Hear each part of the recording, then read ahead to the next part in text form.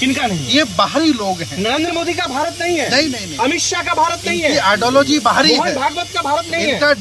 इनका डीएनए आर्यों से मिलता है, इजराइल से डीएनए इनका मिलता है। जिस श्रीलंका बनाना चाहते हैं। कौन? ये भारत के लोग, भारत के नेता, राष्ट्रपति, प्रधानमंत्री ये चाहते हैं कि बर्बाद देश हो जाए, यहाँ दूध न पीने को मिले ताकि बहुजन यहाँ का मर जाए। मोहन भागवत नहीं लुटेरे, उनकी पूरी आइडियोलॉजी लुटेरी है, वो भी लुटेरे ही हैं।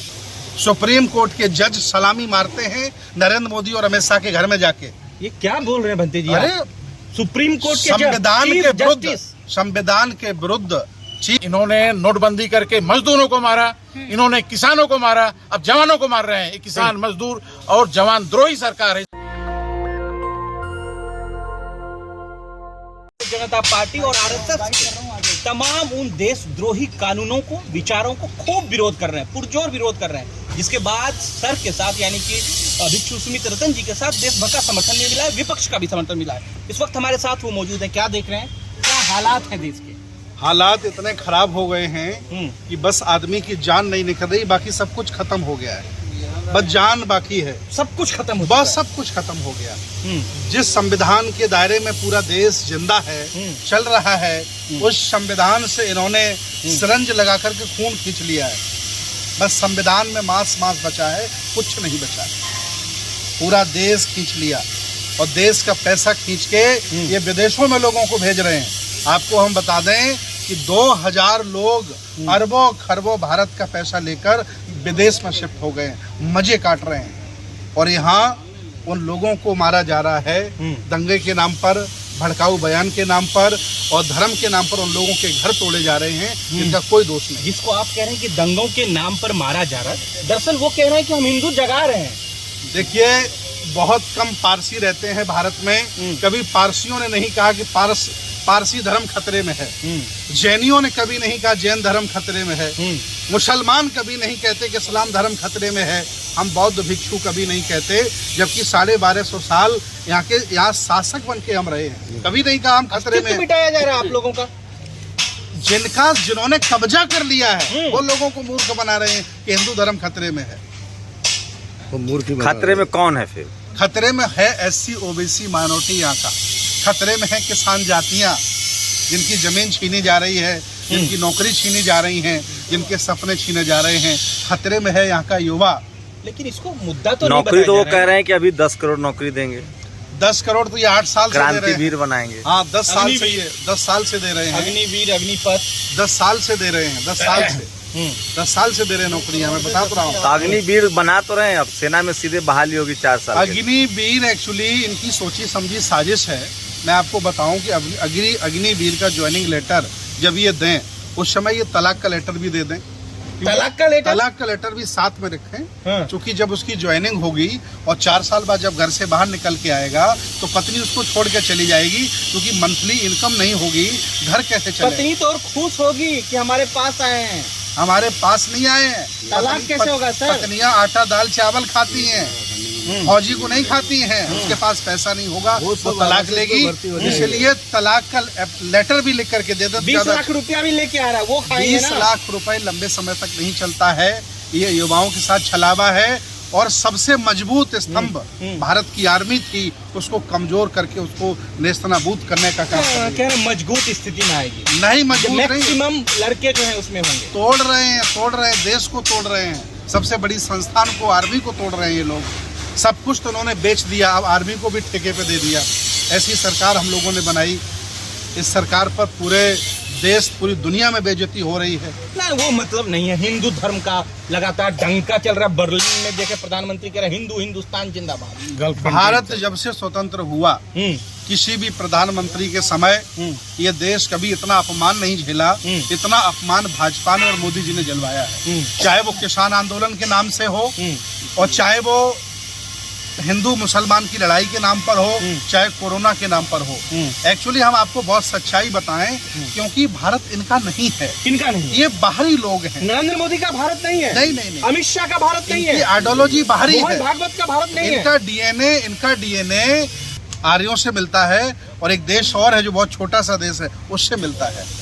उस देश का नाम मुझे याद नहीं आ रहा है, उससे मिलता है। तो इसलिए आरोप लगा रहे हैं। नहीं, आरोप नहीं लगा रहे, प्रमाणित थोड़ी होता है। अरे नहीं, सच्चाई है। आप चेक करवा लीजिए ना, आप चेक करवा लीजिए। डीएनए का तो ब्राह्मण विदेशी हैं आप, भंते जी आप धर्म गुरु हैं, आप बहुत खतरनाक बात कह रहे हैं। मैं नहीं कह रहा हूँ, 40 किताबें भारतीय इतिहास की लिखी रखी हैं जिनमें लिखा है कि ये आर्य हैं, बाहर से आए हैं, इजराइल से इनका डीएनए मिलता है, इजराइल से डीएनए इनका मिलता है। बता रहा हूँ मैं आपको। इसलिए बाहरी व्यक्ति भारत का उत्थान नहीं चाह सकता है।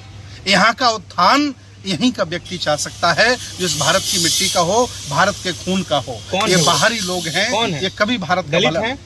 कौन? दलित समाज, नो दलित, बहुजन समाज के लोग हैं जी। रामनाथ कोविंद जी भला चाहेंगे? नहीं, रामनाथ कोविंद जी को तो हमारी गर्दन काटने के लिए, मेरा खून निकालने के लिए बैठाला गया है, ताकि इनको हम मारते रहें, लूटते रहें, और जब कोई आवाज चिल्लाए तो कह दिया जाए कि आपका राष्ट्रपति बैठा है। ये तो खून निकाला जा रहा है उनके माध्यम से।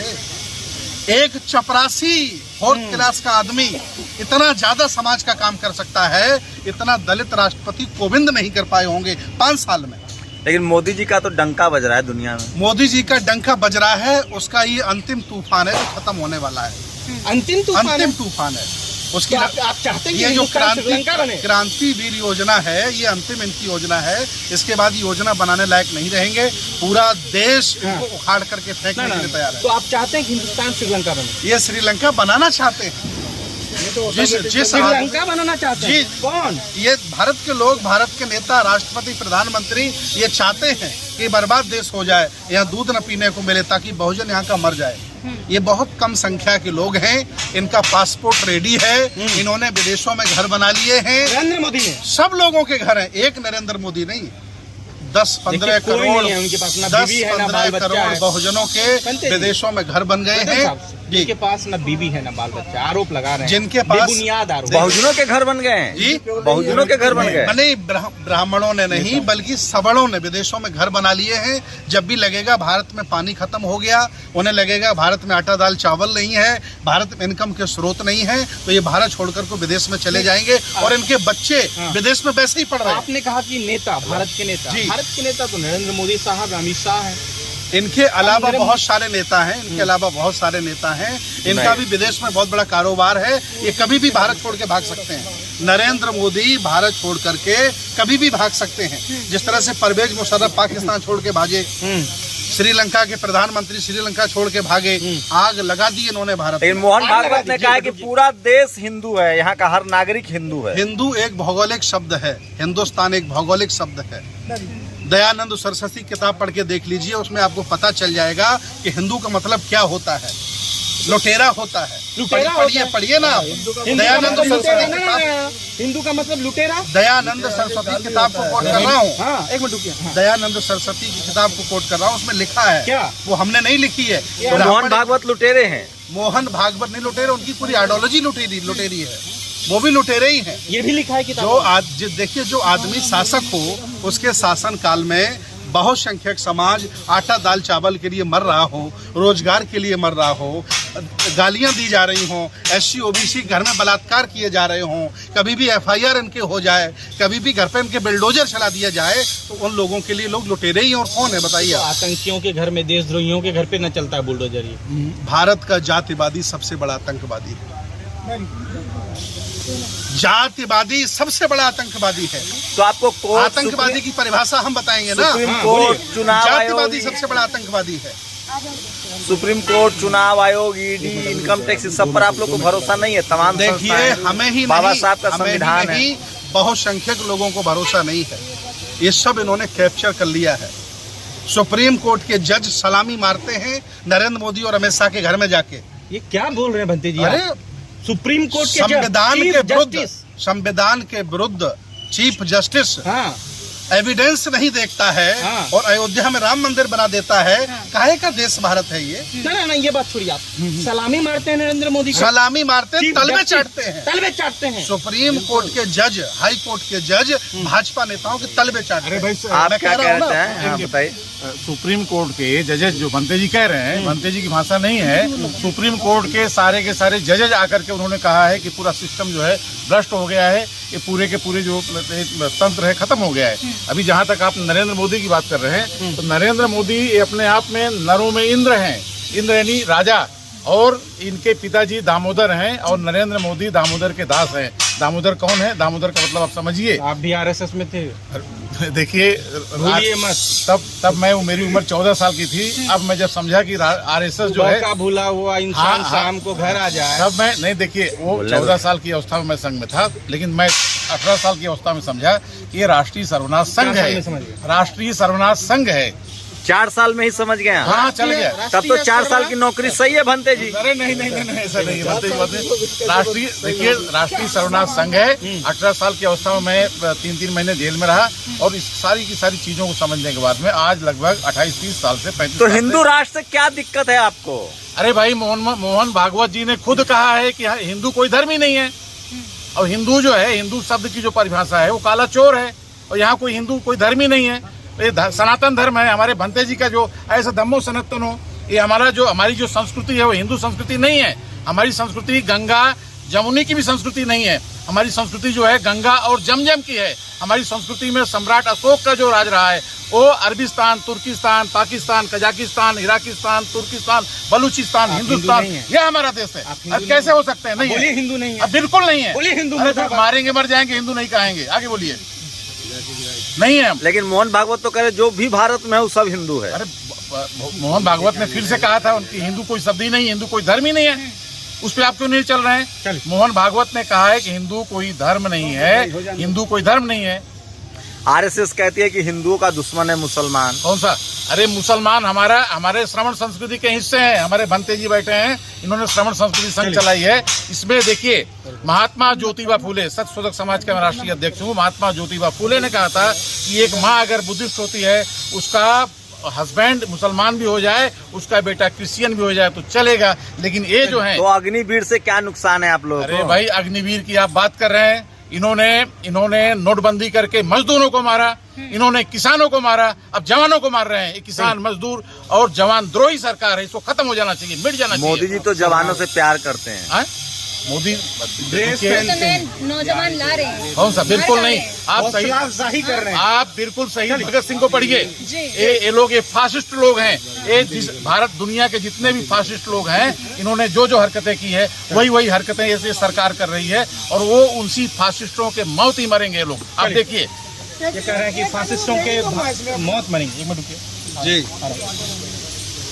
जी बताइए। कह रहे हैं कि फासिस्टों की मौत मरेंगे। देखिए, मैं आपको बताऊं, आज जो वो कर रहे हैं, वो उनकी काबिलियत नहीं है, बल्कि ये SC OBC माइनॉरिटी लोगों की बुजदिली है, कायरता है कि संख्या में इतने ज्यादा हैं ये, फिर भी ये देश पर कब्जा नहीं कर पा रहे हैं। देश इनका है। दिल्ली यूनिवर्सिटी से इंटायर पॉलिटिक्स किए हुए लोगों को जी, आप कह रहे हैं कि काबिलियत नहीं है नरेंद्र मोदी में?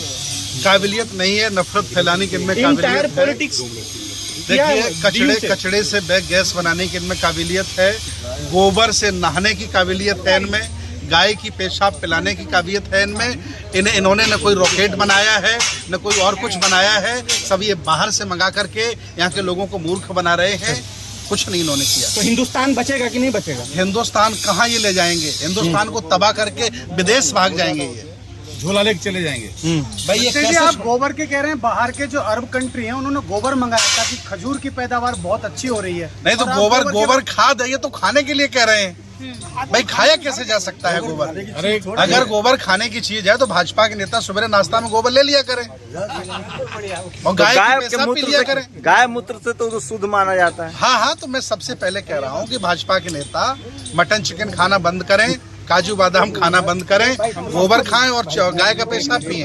उससे ज्यादा पावरफुल कोई चीज नहीं है। चलिए, बहुत बहुत शुक्रिया। नेशनल दस्तक की आपसे गुजारिश है कि अगर इसको बचाना चाहते हैं तो नेशनल दस्तक को सब्सक्राइब करने के लिए रेड कलर के सब्सक्राइब बटन को दबाएं, फिर बेल आइकन की घंटी दबाएं। नेशनल दस्तक को बचाने के लिए बहुत जरूरी है कि हर खबर को शेयर करें, लाइक करें, कमेंट जरूर करें।